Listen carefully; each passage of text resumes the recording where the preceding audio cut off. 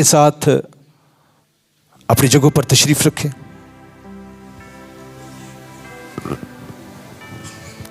यीशु मसीह के नाम में आप सबों की सलामती हो मेरी तरफ से और खुदा के तमाम खुदाम की तरफ से आप सबों को बड़े दिन की ढेरों खुशियाँ मुबारक हों।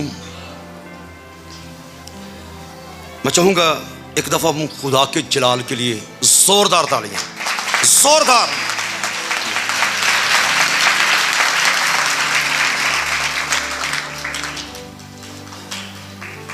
आज हम सारे यहाँ पर एक बड़ी खुशी के साथ जमा हैं और इस ईद को भी जो खुशी की ईद है खुशी के साथ मनाएंगे। आमीन। सबसे पहले मेरी दरख्वास्त होगी किसी के चेहरे पर कोई उदासी ना हो। आमीन जी, क्योंकि आज का दिन बड़ा दिन है और बड़े दिन पर कोई उदासी किसी के चेहरे पर ना हो। क्यों उदासी चेहरे पर ना हो? क्योंकि बड़ा दिन जो है वो इब्लीस की शिकस्त का दिन है। आमीन। इस दिन इब्लीस को बड़ी ज़ोरदार शिकस्त हुई। आमीन। इसलिए चेहरों पे उदासी नहीं होनी चाहिए। ये दिन मसीह की वलादत का दिन है जिसने इब्लीस की सिरी को कुचला, इसलिए चेहरों पे उदासी नहीं होनी चाहिए। अल्लोहियत और बशरियत का ये मलाप का दिन है। खुदा और इंसान की मुलाकात का ये दिन है। आलमे बाला की जिंदगी जमीन पर आने का दिन है। इसलिए चेहरों पर उदासी बिल्कुल ना हो।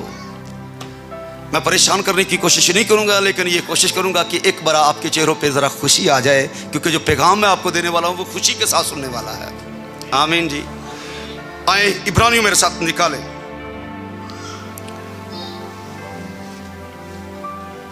इब्रानियों नामा बाब उसकी 5वीं आयत से लिखा है, इसीलिए वो दुनिया में आते वक्त कहता है, तूने कुर्बानी और नजर को पसंद ना किया, बल्कि मेरे लिए एक बदन तैयार किया। पूरी सुख्तरी कुर्बानियों और गुनाह की कुर्बानियों से तू खुश ना हुआ। उस वक्त मैंने कहा, देख मैं आया हूं। किताब के वर्कों में मेरी निस्बत लिखा हुआ है, ताकि खुदा तेरी मर्जी पूरी करूं। सो कलम में हक के पढ़े जाने पर खुदामुंद की बरकत हो जी। जिसकी बाबत किताब के वर्कों में लिखा है, जो बाप की मर्जी को पूरा करने के लिए आया है, दुनिया में आया है। दुनिया में आने से पहले ही उसकी आवाज को सुने, इसलिए वो दुनिया में आते वक्त कहता है। दुनिया में आते वक्त क्या कहता है जी? कि तूने नजर और कुर्बानी को पसंद ना किया, बल्कि मेरे लिए एक बदन तैयार किया। ये बात जाहिर कर दी है, जो दुनिया में आया है उसका वजूद इस वक्त से नहीं जब से वो दुनिया में आया है। उसका वजूद कब से है? असल से है। वो असल से है, खुदा के साथ है, खुदा है। इसलिए आने से पहले कहता है, तूने कुर्बानी और नजर को पसंद ना किया, बल्कि मेरे लिए एक बदन तैयार किया। पूरी सख्ती कुर्बानी और गुनाह की कुर्बानियों से तू खुश ना हुआ। उस वक्त मैंने कहा, देख मैं आया हूं। वो आने से पहले है। आमीन।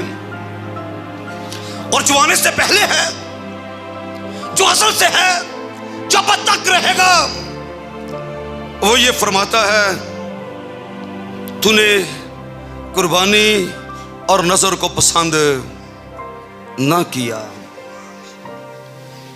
हालांकि ये खुदा का हुक्म था, नजर खुदा का हुक्म था। नजर का मतलब है कुछ पेश करना, खुदा का हुक्म था। कुर्बानी खुदा का हुक्म था। पर उसके बावजूद क्या लिखा है? तूने कुर्बानी और नजर को पसंद ना किया। जरा कुर्बानी और नजर के बारे में थोड़ा सीख के आगे बढ़ेंगे कि ये कुर्बानी और नजर क्या है। अहबार की किताब मेरे साथ निकालें और सुने जरा गौर से। मेरी दरखास्त होगी आप सबों से कि जरा ध्यान के साथ इन चंद बातों को सुन लें, ताकि आपके जमा होने का मकसद जो है वो पूरा हो जाए।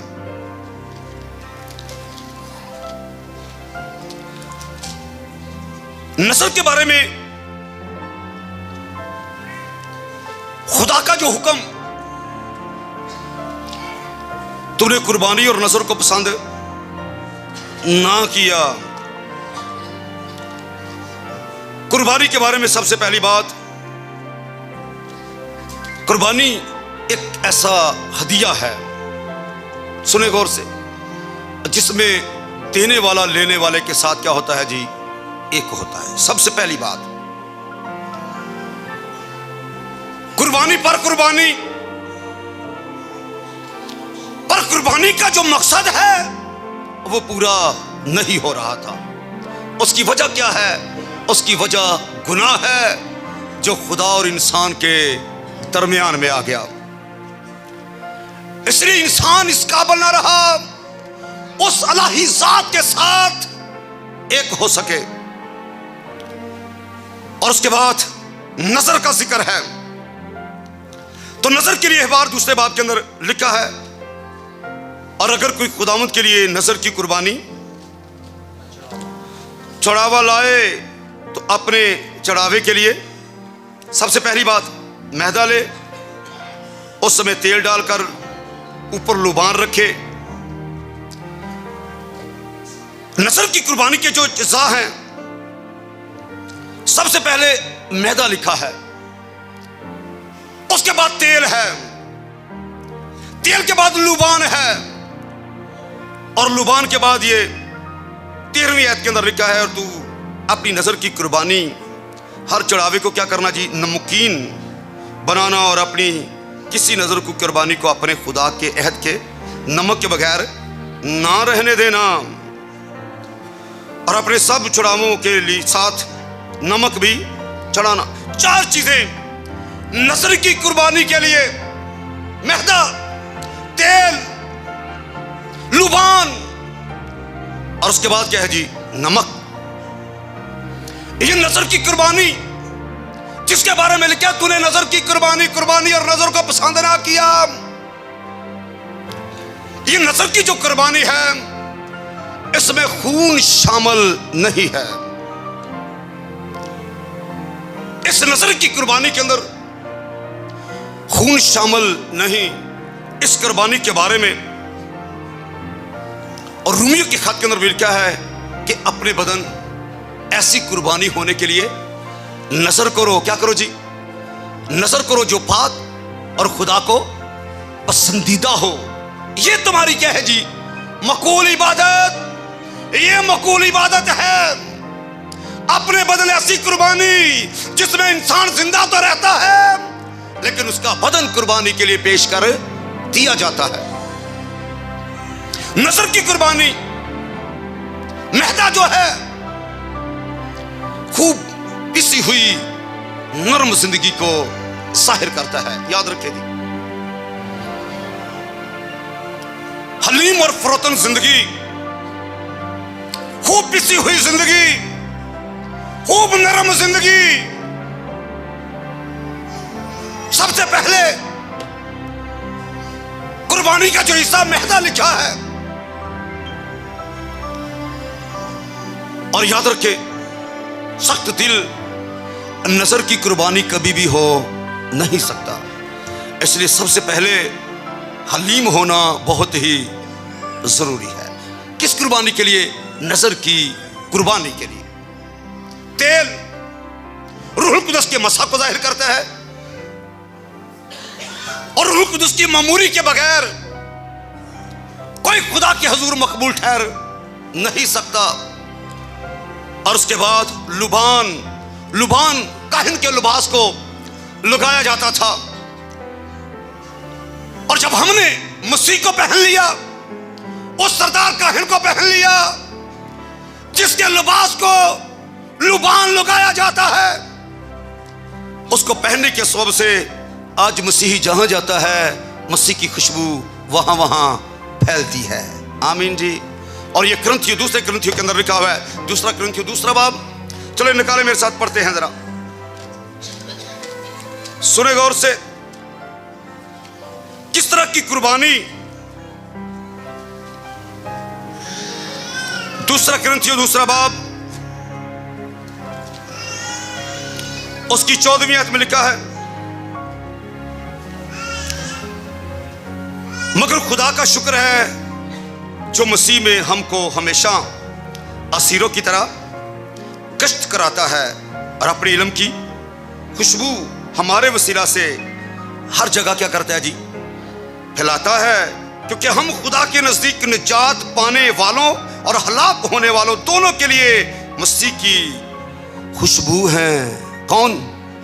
ईमानदार, जिसने मसीह को पहना हुआ है, जो सरदार काहिन है और जिसका लिबास लुबान से बिल्कुल खुशबूदार बनाया गया है। ये एक राहत अंगेज कुर्बानी, खुशबूदार कुर्बानी, नजर की कुर्बानी, पिसी हुई जिंदगी, आजिज़ और हलीम जिंदगी, जिसके बारे में यीशु मसीह ने कहा मुझसे सीखो क्योंकि मैं दिल का हलीम और फरोतन है तो तुम्हारी जाने क्या करेंगी जी, आराम पाएंगी। रुकी ममूरी, मसीह की खुशबू और उसके साथ नमक। नमक के अंदर यह खूबी है, इसे पीसते या ये गल जाए, किसी भी सूरत में यह अपनी खूबी खत्म नहीं करता। इसे जहां भी रखोगे, जिस चीज में भी डालोगे, अपना असर उसमें क्या कर देगा जी, कायम कर देगा। और ये ईमानदार की क्या है जी, शान है। आमीन। ईमानदार जहां भी जाता है वो किसी के रंग में नहीं रंगता, बल्कि जो कोई उसके पास आता है उसे अपने रंग में रंग लेता है, क्योंकि वो नमक है। तुम जमीन के नमक हो। एक ईमानदार के अंदर नमक का होना बहुत जरूरी है, क्योंकि नमक के बगैर कोई कुर्बानी खुदा के हुजूर मकबूल नहीं है। अगर नमक की नमकीनी जाती रहे तो क्या लिखा है जी, फिर वो किसी काम का नहीं, फिर वो किस काम का है, बाहर फेंका जाए और आदमियों के पांव के नीचे रौंदा छाए। इसलिए कभी नमकीनी ईमानदार से खत्म ना हो, जैसा लिखा है कि आपका कलाम पर फजल और नमकीन हो। आमीन। जहां पर ये सनाया जाए, जहां पर मसीह की खुशबू को फैलाया जाए, जहां रूह कुदस की हजूरी के नीचे रह के ये काम किया जाए, और जहां पर खूब तैयार की हुई जिंदगी हो। आमीन। मसीह के लिए तैयार की हुई, दुखों से भरपूर जिंदगी, दुखों से गुजरी हुई जिंदगी, खूब पिसी हुई जिंदगी, ये नजर की क्या है जी, कुर्बानी है। और क्या लिखा है, तूने कुर्बानी और नजर को क्या किया जी, पसंद ना किया। क्यों ना किया? इसलिए ना किया कि बगैर खून बहाए मुआफी नहीं है। इसलिए यहां पर लिखा है इब्रानियों के खत में जो कुछ आपके लिए पढ़ा गया, वो क्या लिखा है, ऐसा बदन जो उसके लिए तैयार किया गया, इसलिए वो दुनिया में आते वक्त कहता है तूने कुर्बानी, ऐसी कुर्बानी जो खुदा के साथ इंसान को एक ना करे, कोई कुर्बानी नहीं है। तूने कुर्बानी और आगे क्या लिखा, नजर को पसंद ना किया, ऐसी नजर जिसका तलक गुनाहों की मुआफी के साथ ना हो।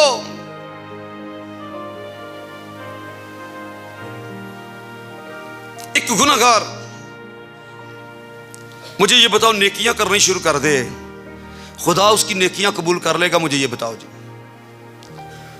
और ये बड़ा मुश्किल सवाल है, क्योंकि लिखा है तुम नेक काम करने के लिए मखलूक किए गए हो।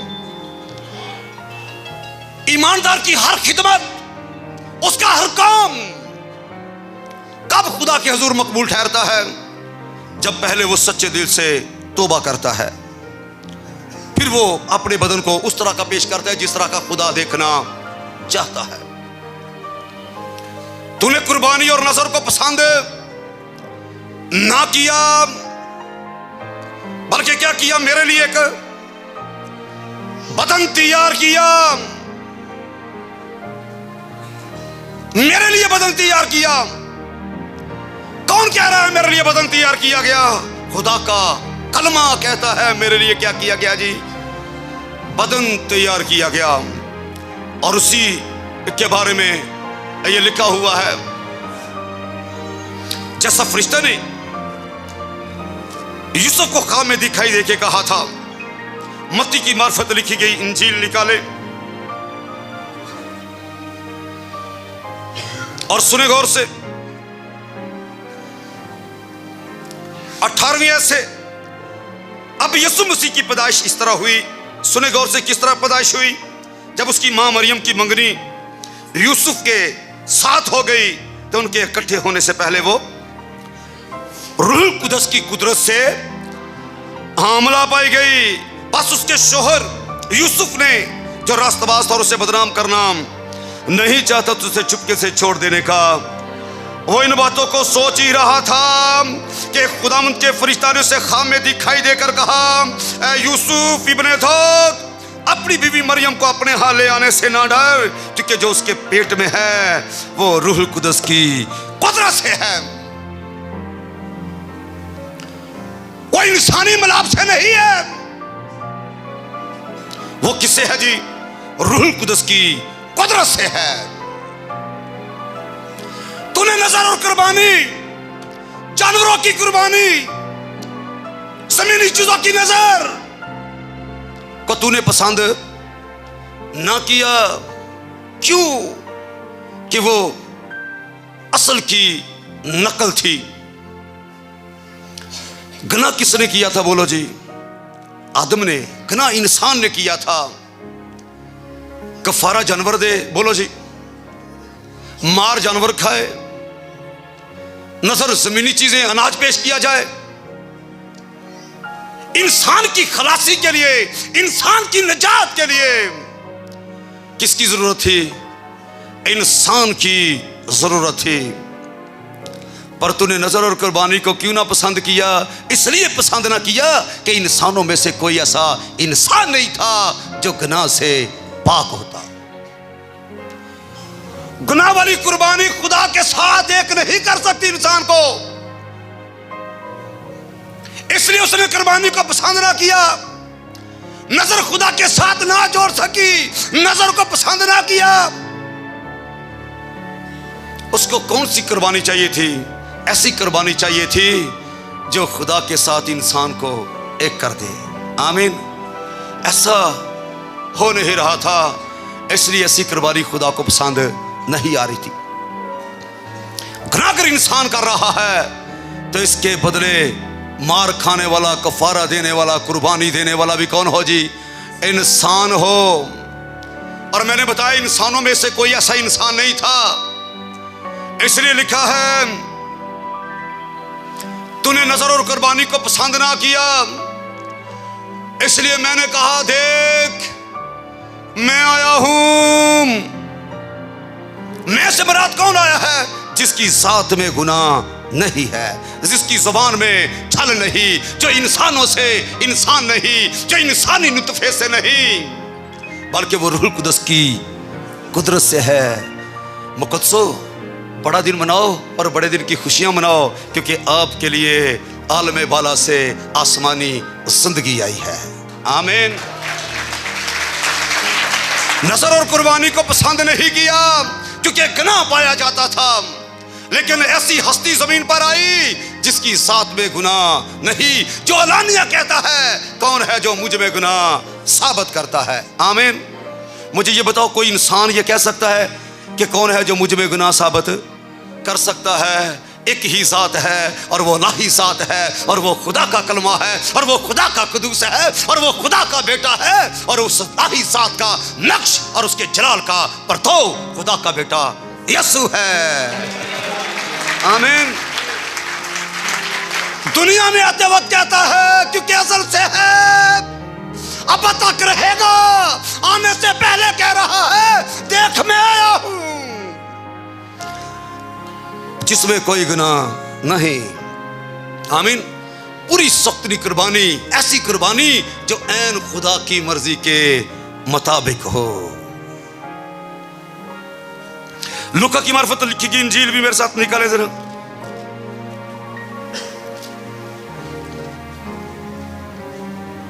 पहला बाब,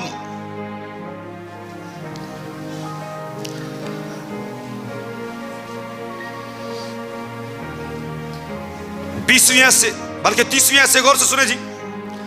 लिखा है फरिश्ता ने उससे कहा मरियम खौफ ना कर, क्योंकि खुदा की तरफ से तुझ पर फजल हुआ है और देख तू हामला होगी। तुझ पर फजल हुआ है और देख तू हामला होगी और तेरे बेटा होगा, उसका नाम यीशु रखना। वो बुजुर्ग होगा और खुदा तआला का बेटा कहलाएगा और खुदावंद खुदा उसके बाप दाऊद का तख्त उसे देगा और वो याकूब के घराने पर कब तक बादशाही करेगा? अब तक क्या करेगा जी? बादशाही करेगा। एक बार फिर कहूंगा खुशी मनाओ, क्योंकि अबदी बादशाही मेरे यीशु की है। आमीन। अब तक बादशाहों का बादशाह मेरा यीशु है, जिसकी ईद मनाने के लिए आप यहां पर मौजूद हो। और उसकी बादशाही का आखिर, हर बादशाह की बादशाही का आखिर हो गया। पूरी दुनिया पर बादशाही करने वाले शाह मिस्र, शाह फराउन ने पूरी दुनिया पर बादशाही की। शाह यूनान पूरी दुनिया पर, शाह असूर पूरी दुनिया पर बादशाही की। शाह रोम ने पूरी दुनिया पर बादशाही की, पर आखिरकार उनकी बादशाही का आखिर हो गया। पर यीशु के बारे में लिखा है उसकी बादशाही का आखिर नहीं होगा। अबदी बादशाही मेरे यीशु की होगी और जो अबदी बादशाही करेगा वो मेरा और आपका नजात दहिंदा है। लेकिन मरियम ने फरिश्ता से कहा ये क्यों कर होगा जबकि मैं मर्द को, गौर से सुने पाकीज़गी का ये आलम, फरिश्ते को ये बताया जा रहा है। ये क्यों कर हो सकता है कि जबकि मैं किसी मर्द को, किसको बताया जा रहा है? फरिश्ते को बताया जा रहा है। उसको बताया जा रहा है जो आसमानों से जमीन पर आया है। उसको बताया जा रहा है जो खुदा की वजह से सब कुछ जानता है। उसको क्या बताया जा रहा है? ये क्यों कर होगा मैं मर्द को, कैसी पाकीज़गी है, मैं मर्द को नहीं जानती।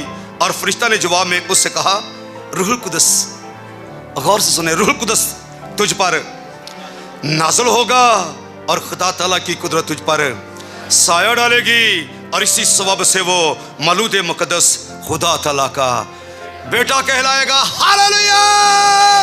वो रूहुल कुदस की कुदरत से है, इसीलिए वो खुदा का बेटा है।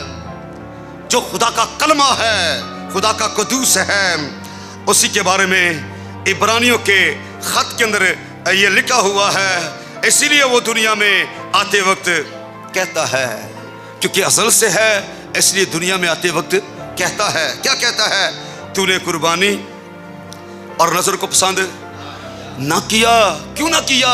इसलिए ना किया कि वो खुदा के साथ इंसान को मिला नहीं रही थी। खुदा का मंसूबा क्या था कि इंसान के साथ उसका क्या हो जाए जी? मिलाप हो जाए, मेल हो जाए। मेल कराने वाला नहीं था, ना नजर मेल करा सकी, ना कुर्बानी मेल करा सकी। मेल कराने वाला कोई ऐसा चाहिए था जो दोनों का दरमियानी हो। आमीन जी। दोनों का दरमियानी, जिसमें अलाही सिफात भी पाई जाए और जिसमें इंसानी सिफात भी पाई जाए, जिसका तलक अलाही ज़ात के साथ भी हो और जिसका तलक इंसानी ज़ात के साथ भी हो, जिसका तलक आसमान के साथ भी हो और जिसका तलक ज़मीन के साथ भी हो। आमीन। ऐसा कोई ना था, इसलिए वो दुनिया में आते वक्त कहता है देख मैं आया हूं, मेरा तलक इंसानों के साथ भी है, मेरा तलक खुदा के साथ भी है। आमीन। मेरा तलक ज़मीन के साथ भी है और मेरा तलक आसमान के साथ भी है। इसलिए क्रिसमस का जो दिन है वो आसमान और ज़मीन के मिलाप का दिन है, वो खुदा और इंसान के मिलाप का दिन है। आमीन। वो अलोहियत और बशरियत के मिलाप का दिन है, और दोनों को मिलाने वाला सिर्फ एक ही है, और वो खुदा का बेटा यीशु है। उसी के बारे में लिखा है, वो ही कहता है। इसलिए वो दुनिया में आते वक्त क्या कहता है जी? तूने कुर्बानी और नजर को पसंद, खुदा खुश ना हुआ। क्यों? क्योंकि जिस मकसद के लिए यह काम दिया गया था वो मकसद पूरा नहीं हो रहा था। बल्कि मेरे लिए क्या किया जी? एक बदन तैयार किया। इलाही जात कह रही है मेरे लिए एक बदन तैयार किया। वो जो खुदा के साथ है और खुदा है, वो कहता है मेरे लिए एक बदन तैयार किया गया। दुनिया इस बात से हैरान है, और जब समझ ना आए तो परेशान है। क्यों? वो इलाही जात है, वो खुदा का कलमा है। उसके लिए बदन क्यों तैयार किया गया? वो तो खुदा का कलमा है। याद रखिए, बाप में से कलमा निकला है और वो रूह की सूरत में निकला है। इस बात को कभी ना भूलना जी। याद रखिए, ये समझने वाली बात है। यीशु ने कहा मैं बाप में से निकला और आया हूं। बाप जिस्म है कि रूह है? बोलो जी, आपको सही समझ आएगी। पहले ये जानो वो रूह है।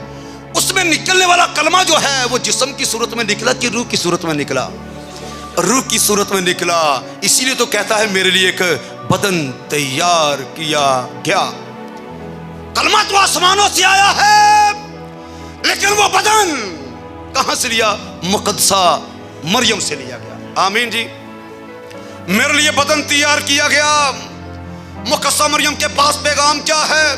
यूसुफ के पास पैगाम क्या है? मुकद्दसा मरियम को यह कहा गया रूहुल कुद्दस तुझ पर नाज़िल होगा और खुदा ताला की कुदरत तुझ पर साया डालेगी। और यूसुफ को यह बताया गया कि अपनी बीवी मरियम को अपने हाथ ले आने से ना डर, क्योंकि जो उसके पेट में है वो इंसानों से इंसान नहीं है, वो इंसानी जात नहीं है, वो इलाही जात है। आमीन। जो उसके पेट में है वो रूहुल कुद्दस की कुदरत से है। आपके पास जो आया है वो रूहुल कुद्दस की कुदरत से है, वही निजात देने वाला है। आमीन। अब क्योंकि और कोई बाप में से निकला नहीं है, गौर से सुने, उसका इकलौता बेटा, बाप ने दुनिया से ऐसी मोहब्बत रखी, अपना इकलौता बेटा। इकलौते का क्या मतलब है? एक ही। आमीन। क्योंकि और कोई उसमें से निकला नहीं है। इसलिए लिखे आसमान के नीचे आदमियों को कोई दूसरा नाम नहीं दिया गया। आमीन। एक ही नाम है जिसके वसीला से निजात है, वो यीशु है। आमीन। दुनिया कहती है हर रास्ता उसी की तरफ जाता है। याद रखिए मेरी बात को, हर रास्ता उसकी तरफ नहीं जाता। क्यों? क्योंकि यीशु ने कहा कोई मेरे वसीला के बगैर बाप तक पहुंच नहीं सकता। और जब शागिर्दों ने राह जाननी चाहिए तो यीशु ने कहा राह मैं हूं। आमीन। हक भी मैं हूं और जिंदगी भी मैं हूं। जो बाप के पास राह जाती है वो उसका कलमा यीशु है, जो बाप का इकलौता बेटा है, क्योंकि एक ही निकला है। आमीन। इसलिए वो खुदा का बेटा है, बाप में से निकला है। इसलिए ये मत बोलना उसमें खुदा वाली सिफात हैं, क्योंकि दुनिया आपको कहेगी इंसानों में खुदा वाली सिफात हैं। याद रखो। क्यों? क्योंकि पैदाइश की किताब में लिखा है जब खुदा ने इंसान को बनाया तो अपनी सूरत और अपनी शबीह की मानद बनाया, अपनी सिफात इंसान के अंदर रखी। हम उसे खुदा का बेटा क्यों कहते हैं? इसलिए कहते हैं कि वो बाप में से निकला और आया है। इसलिए वो क्या है जी? खुदा का बेटा। मलूते मुकद्दस खुदा ताला का बेटा कहलाएगा, क्योंकि बाप में से निकला और आया है। बाप में से कोई और भी निकला है? बोलो जी नहीं। तो फिर क्या तुम खुदा के बेटे और बेटियां नहीं हो? बोले जी। तो बाप में से तो एक ही निकला है, आप कैसे उसके बेटे और बेटियां हो? दुनिया सवाल करेगी, आपको मुश्किलात पेश आएंगी। याद रखो उसमें से एक ही निकला है। आमीन। हमने क्योंकि उसको कबूल किया है। आमीन। कबूल करने के सबब से हम उससे निकले नहीं, हम उसमें लगाए गए हैं। बेटे के सबब से हम भी खुदा के फरजांद और बेटे और बेटियां हैं। हम बाप में लगाए गए हैं, हम ले पाले के हैं, वो हकीकी है। आमीन। लेकिन शुक्रगुजारी की बात यह है कि उसने अपनी ज़ात आपके अंदर रखी हुई है। रूह कुदस दूसरा मददगार, आमीन। इसलिए याद रखिए, पाक मौदा रूह की मोहर लगा के अपनी इलाही ज़ात उसने आपके अंदर रख दी है रूह कुदस के वसीला से। और यहाँ पर 5वीं आयत के अंदर जो पढ़ा गया है वो यह है, इसलिए वो दुनिया में आते वक्त कहता है, तूने कुर्बानी और नजर को पसंद ना किया, बल्कि मेरे लिए एक बदन तैयार किया। नीचे क्या है, पूरी सख्तनी कुर्बानी और गुनाह की कुर्बानियों से तू खुश ना हुआ। सख्तनी कुर्बानी, याद रखिए, गौर से सुने, वो कुर्बानी जो जलाई जाती है उसको सख्तनी कुर्बानी कहा जाता है। वो ना गुनाह की है, ना खता की है, ना नजर की है, ना सलामती का ज़बीहा है। वो कौन सी कुर्बानी है? वो सख्तनी कुर्बानी है। और ये भी याद रखें, यहां याद रखने वाली बात, बुजुर्ग अब्राहम ने जो कुर्बानी खुदा की नजर की थी वो सख्तनी कुर्बानी थी, वो जलाने वाली कुर्बानी थी। आमीन जी। खाने वाली नहीं। कैसी कुर्बानी थी? बोलो जी, जलाने वाली, क्योंकि सख्तनी कुर्बानी खुदा किसने नजर की। इसलिए सख्तनी कुर्बानी की जरा शरह को सुने ताकि आपको पता चले कि पूरी सख्तनी कुर्बानी कोई और चढ़ा नहीं सका। एक बार वापस आए मेरे साथ जरा और सुने गौर से, पूरी सख्तनी कुर्बानियों से तो खुश ना हुआ। क्यों ना हुआ?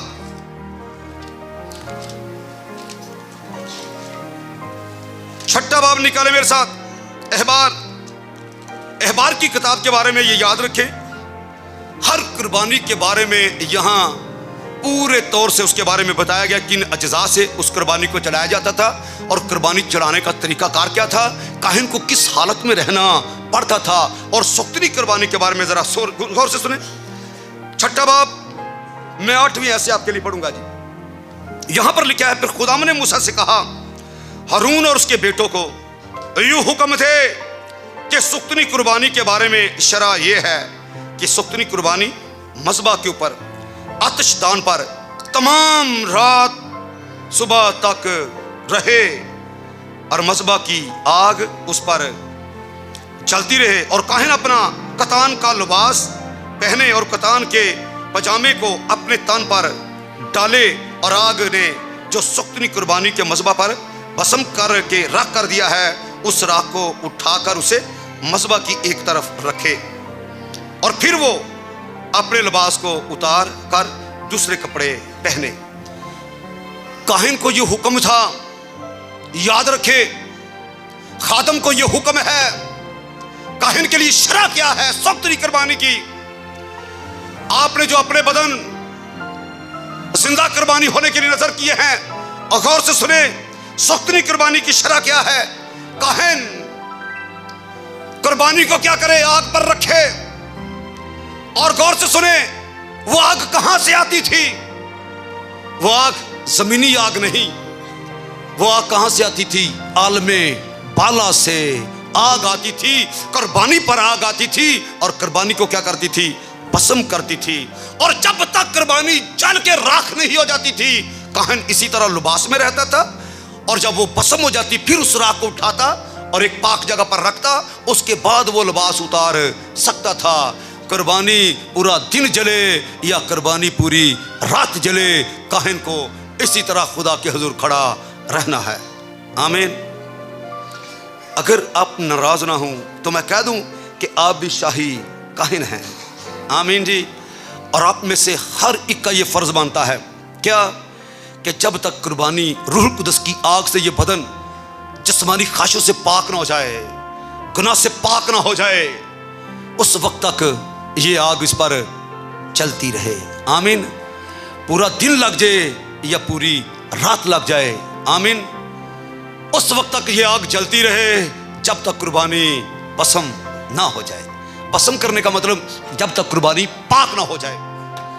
कुर्बानी जिस सूरत में मर्जी होती थी, लेकिन आग से भस्म होकर क्या हो जाती थी जी? पाक हो जाती थी। आज भी देखे, जो चीजें जल जाती हैं वो क्या हो जाती हैं जी? पाक हो जाती। कुर्बानी पाक ही आग से होती है। आग कुर्बानी का हिस्सा है। और इस तरह एक ईमानदार जो है, जब तक रूह कुदस की आग में पूरे तौर से जल ना जाए, उस वक्त तक उसका बदन ऐसी कुर्बानी होने के लिए खुदा के हुजूर मकबूल नहीं होता। आमीन। कुर्बानी के लिए दिन रात खुदा की हजूरी में खड़ा रहना, उस कतान यानी महीन कपड़े जो मुकद्दसों की रास्तबाजी के काम हैं, एक ईमानदाराना जिंदगी के साथ खुदा की हजूरी में वो क्या करे जी, खड़ा रहे। और जब तक कुर्बानी भस्म ना हो जाए, उस वक्त किन की कुर्बानी चढ़ाई जाती थी बोलो जी? जानवरों की। इसलिए सुख्तनी कुर्बानी से भी वो खुश ना हुआ, पूरी सुख्तनी कुर्बानियों से वो खुश ना हुआ। इसलिए मैंने कहा कि किताब के वर्कों में मेरी बाबत लिखा है, इसलिए मैं आया हूं। आमीन। कौन आया है? खुदा का बेटा यीशु आया है। आमीन। और इसके बारे में क्या पढ़ा गया? पूरी सुख्तनी कुर्बानियों से तो खुश ना हुआ, पूरी सुख्तनी कुर्बानियों से तो खुश, और गुनाह की कुर्बानियों से तो खुश ना हुआ, क्योंकि हर साल कुर्बानी गुनाह की याद दिलाती है। हर साल कुर्बानी याद दिलाती है कि अभी अबदी खलासी नहीं हुई। इसलिए यहां पर लिखा अबदी खलासी देने के लिए, बल्कि मेरे लिए एक बदन तैयार किया गया जो रूह कुदस की कुदरत से है। पूरी सुख्तनी कुर्बानी और गुनाह की कुर्बानी से तो खुश ना हुआ। उस वक्त मैंने कहा देख मैं आया हूं, किताब के वर्कों में मेरी निस्बत लिखा है, ताकि खुदा तेरी मर्जी पूरी करूं। और बड़े साफ अल्फाज में यीशु ने कह दिया, हो सके तो ये प्याला मुझसे टल जाए, तो भी मेरी नहीं बल्कि तेरी मर्जी पूरी हो। आमीन। बाप की मर्जी को पूरा करने वाला खुदा का बेटा यीशु आया है। आमीन। अगर हम उसकी खुशी मना रहे हैं, गौर से सुने, आज शुक्रगुजारी का दिन है। शुक्रगुजारी की वजह क्या है? क्योंकि खुदा ने हमें निजात दी है। आमीन। उसने अपने बेटे यीशु के वसीला से हमें हमेशा की जिंदगी बख्शी है। बाप की मर्जी को बेटे ने पूरा करके बाप को खुश कर दिया है। आमीन। और ये आवाज उसी वक्त जारी हो चुकी थी जब यीशु रास्तबाजी को पूरा करने के लिए खुदावंद के हुजूर आया। और जब उसे कहा गया, यूहन्ना ने कहा, मैं तो आप तुझसे बपतिस्मा लेने का मुख्ताज हूं और तू मेरे पास आया है, तो आसमान से क्या आवाज आई? बोले जी, ये मेरा प्यारा बेटा है जिससे मैं खुश हूं। याद रखे, खूबसूरत मौका पर, बड़े दिन की खुशी, हकीकी खुशी को जिंदगी में लेने का खूबसूरत मौका। जब तक आसमान से आवाज ना आ जाए तब तक खुदा खुश नहीं है। आमीन। आलमे बाला पर खुदा की क्या हो जी, फरिश्ते गीत गा रहे हैं यीशु की आमद पर। आलमे बाला पर खुदा की तमजीद हो, और जमीन पर उन आदमी में जिनसे वो राजी है। सुलह जमीन पर आई है। आमीन जी। आपके पास आई है। अब खुदा से कर लेनी चाहिए कि नहीं? जबकि दरमियानी भी सुलह कराने वाला भी मौजूद है। आमीन जी। उससे सुलह करो, रास्तबाजी को पूरा करो, ताकि आसमान से आवाज आए, ये भी मेरा प्यारा बेटा है, ये भी मेरी प्यारी बेटी है, जिससे मैं क्या हूं जी, खुश हूं। आमीन। आज उसे खुश करने का दिन है। आमीन। आज शुक्रगुजारी का दिन है। उसे खुश करने का क्या है जी, दिन है। एक ही तरीका है, जब हम रास्तबाजी को पूरा करते हैं, अपने बदन ऐसी कुर्बानी होने के लिए नजर करते हैं जो पाक और खुदा को पसंदीदा है। ये मकबूल इबादत है जी। आमीन। उस वक्त तक मकबूल इबादत नहीं। आप जो मर्जी चढ़ावे चढ़ाते रहें, आप नेकियां करते रहें। गुनाहगार जितनी मर्जी नेकियां करे, नेकी कब से शुरू होती है? नेकी उस वक्त से शुरू होती है जब हम सबसे पहले खुदा की मर्जी को पूरा करते। आमीन जी। जब तक उसकी मर्जी को पूरा नहीं करते, जितनी मर्जी नेकियां करो, वो नेकी किसे काम, तेरी नेकी किसे कम ना आवे, क्योंकि ओदी नेकी ये कुछ और, वो कुछ और चाहता है। क्या लिखा है मुझे ये बताएं। हुक्म मानना कुर्बानी चढ़ाने से क्या है जी, बेहतर है क्या नहीं? अब कुर्बानी पहले चढ़ाई जाए, ये हुक्म पहले माना जाए? आप मुझे ये बताएं, बेहतर क्या है? बेहतर हुक्म मानना है। इसलिए पहले हुक्म मानो ताकि वो खुश हो, फिर अपने बदन ऐसी कुर्बानी होने के लिए नजर करो, क्योंकि ऐसा काम करने के लिए वो खुद आप आया है। दोबारा सुने, क्योंकि मुमकिन नहीं कि बैल और बकरों का खून गुनाहों को दूर करे। इसलिए वो दुनिया में आते वक्त कहता है कि तूने कुर्बानी और नज़र को पसंद, क्योंकि खुदा की ऐन मर्जी के मुताबिक नहीं थी, बल्कि मेरे लिए क्या किया जी, तूने एक बदन तैयार किया। पूरी सख्तरी कुर्बानी और गुनाह की कुर्बानियों से तो खुश ना हुआ। उस वक्त मैंने कहा, देख मैं हूँ, किताब के वर्कों में मेरी निस्बत लिखा हुआ है, ताकि खुदा तेरी मर्जी पूरी करो। आमीन। आज खुदा की मर्जी को पूरा करने का दिन है। आमीन। आए अपने कदमों पर खड़े होंगे जी।